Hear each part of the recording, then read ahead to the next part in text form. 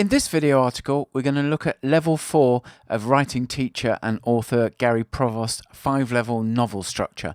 Level 4 is called swings or character strategy variations. This is a really important tool for your toolbox that I don't recall ever seeing anyone anywhere else teach or talk about. Now, before we get started, today I got emailed by one of my video viewers, a lady called Frances. It's the 18th of July 2025. The reason that's important is because Gary's website is now back online and you can download the video novel workshop that I've been talking about for free or give a donation. When I uploaded and recorded the video article on what's the best maestro or masterclass style course for writers, and I recommended Gary's video novel workshop, this was last Saturday I think, I checked with the various places online where you can type in a website address and say, is this website down? And Gary's site was definitely down. I emailed his widow Gail. She told me it was definitely down and the video novel workshop wasn't available. In the last few days, she must have done something about that, and it is put up at the moment, and you can grab the course. As I say, it's free or a donation. I'll leave that to your writing integrity as to what you do. I paid $80 for it, worth every cent of that. Although the production values, as I described, are budget 90s production values, the content is stellar and full and densely packed with rich insights and some great stuff. And if you gave a donation of $50 and went through all of the workshops, all of the lectures within the workshop, I guarantee you'll get 10 times return on your investment or 100 times return on your investment. All it needs is to find one concept that changes your writing dramatically, and it'd be well worth it. Anyway, I'll leave that up to you.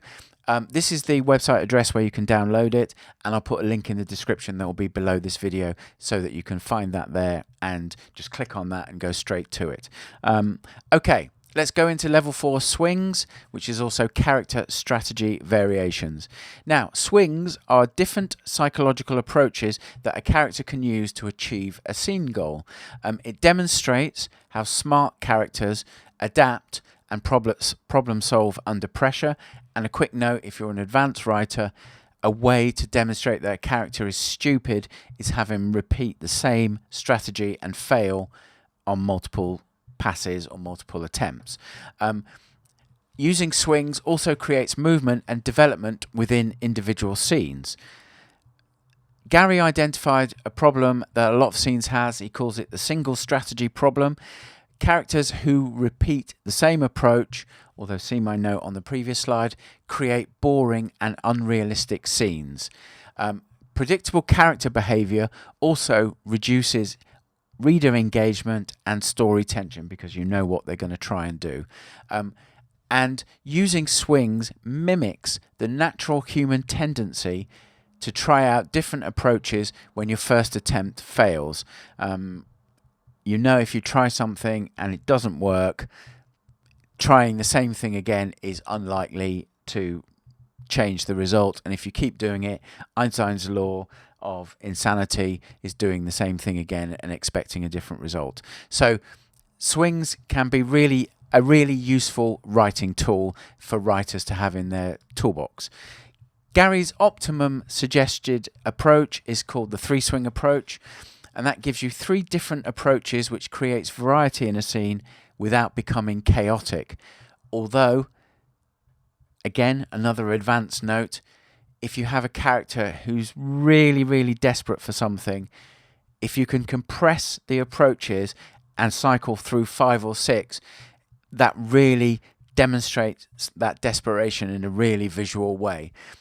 Each swing should represent a distinct psychological approach to the same goal, a different way of trying to get to the same goal. So when your first attempt fails, you try something else. If that fails, you try something else.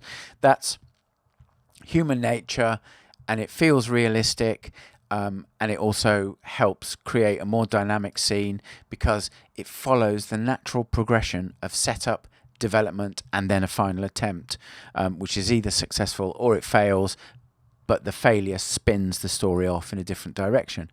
I'm going to give you a quick example so you can really visualize this for yourself. You should be able to find this clip on YouTube. It's from Jerry Maguire, and I've called it the Help Me, Help You scene, and you'll see why in a moment. And just to answer a question I get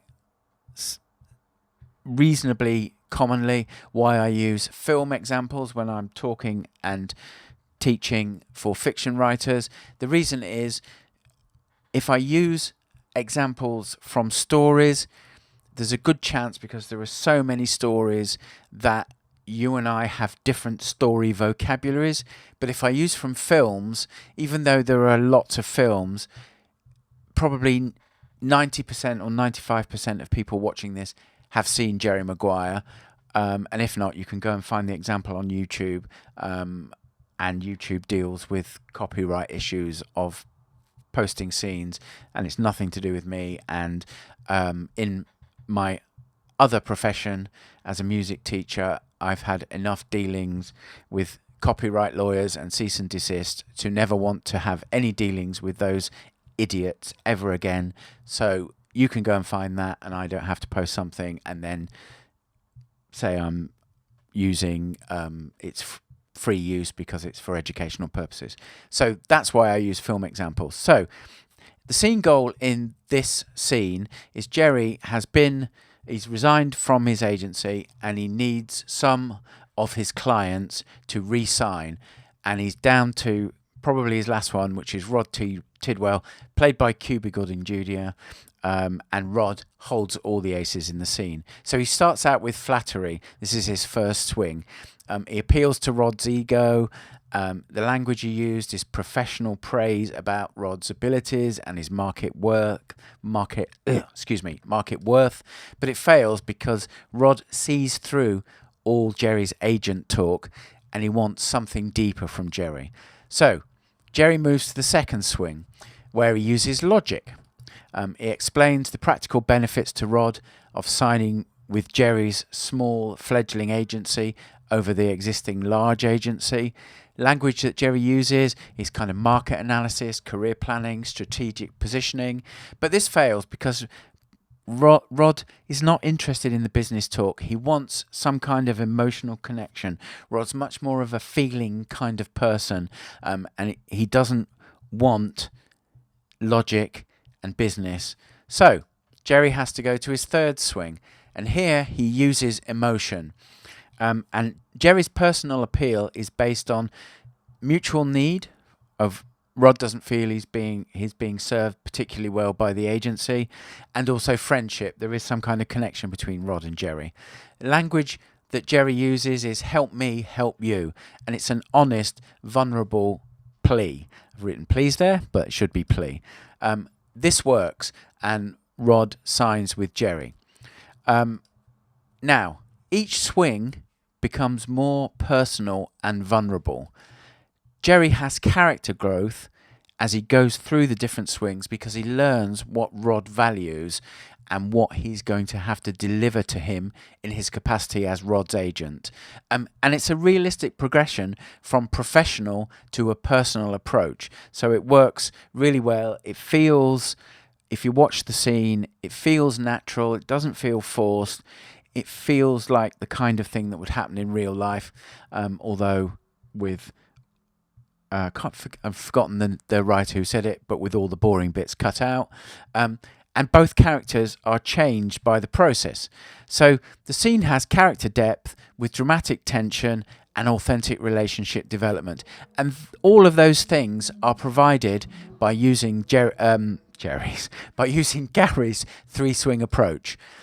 Now, Gary says when you're looking at doing the swings, he has a thing where he calls the ing identification system. So he suggests that you name the swing that the character is doing or using with hyphenated ing words is what he said. But that makes the different approaches immediately identifiable and distinct. I'll give you some examples in a second. This helps authors ensure that the characters are using different strategies and not just recycling the same strategy. And Gary suggests this is a great revision tool, and I think this is where you should use it. And it helps.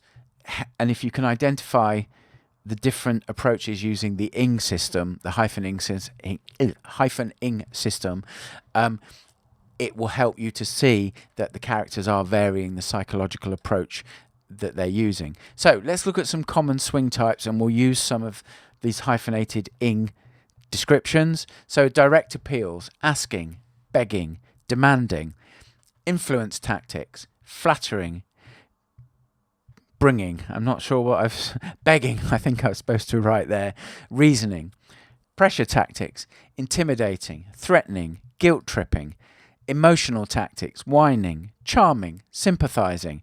So there are different ways, and you could see if you were going through your revision pass, that if you got a scene and you were analysing it, you could write the different types. You could write, okay, he's doing asking here, or here he's doing flattering, here he's doing being charming.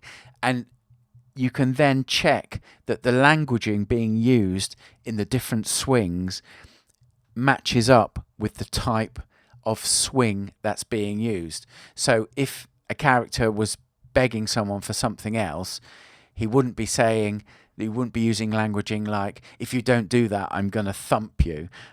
That's intimidating language. That's a different type of swing. So by identifying the different swing types, you can then check that the character's actions and the dialogue matches the swing type that's being used.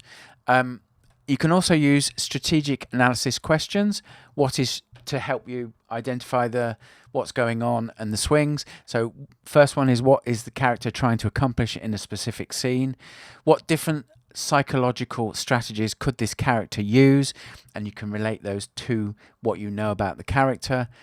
How does each swing reflect the character, their personality, their background, their values? So if you go back to the Jerry Maguire example, you can see how the different swings reflect Jerry's character. So he never tries to intimidate Rod, because that's not the kind of character Jerry is.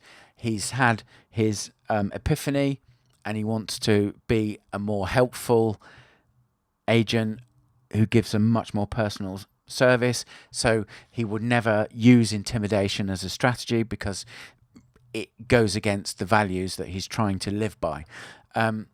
And then what does each failed swing or failed attempt at a swing reveal about the opposition that the character is facing?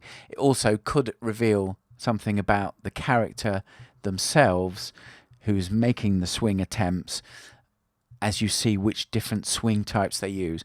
Again, I talked about that in the previous bullet, personality, background, values. So I suggested already it's probably best used as a revision tool. You can use it as a diagnostic tool to identify boring single strategy scenes. You can use it to add variety to flat character interactions. And remember, 3 is just a suggestion. You could do 1, you could do 2, but this helps you make your character interactions more realistic, because you identify what the character who's chasing the scene goal is trying to do, and that's the swing type. It also helps you understand why some scenes might feel predictable or unrealistic. Okay, so that's swings. The next episode, we're going to look at, in greater detail, at Gary's 5th level of a novel, and that's actions, which is sentence level movement. Now that you can actually get the video novel workshop as well, and if you're watching this and it's still available, please go and download it and get it on your hard drive and start watching and listening to the content, because it is golden. It's some of the best content I've seen, certainly better than any of the maestros or masterclasses that I've seen. So you can go and watch video 7, where Gary goes into the building blocks of a novel, and he'll discuss all of these things that we've been discussing in the last few videos. If you've got any questions or comments on this, you can email me at paul@deliberate-practice.com. I like hearing from people. I like communicating with people. The channel is only 6 or 7 weeks old, so I still have time to do that. In a year's time, I don't think I will. So take advantage of that now while you can. And I've put together a resource for aspiring and or frustrated fiction writers. That's called the writing-vault.com. Link will be in the description below this video. You might want to check that out and see if that will help you. And you can always email me using the email address above if you've got questions about that. So thank you for watching. I'll catch you in the next video lesson when we talk about actions in more detail. Do go and download the video novel writing workshop while you can. Thank you for watching, and I'll catch you in the next video.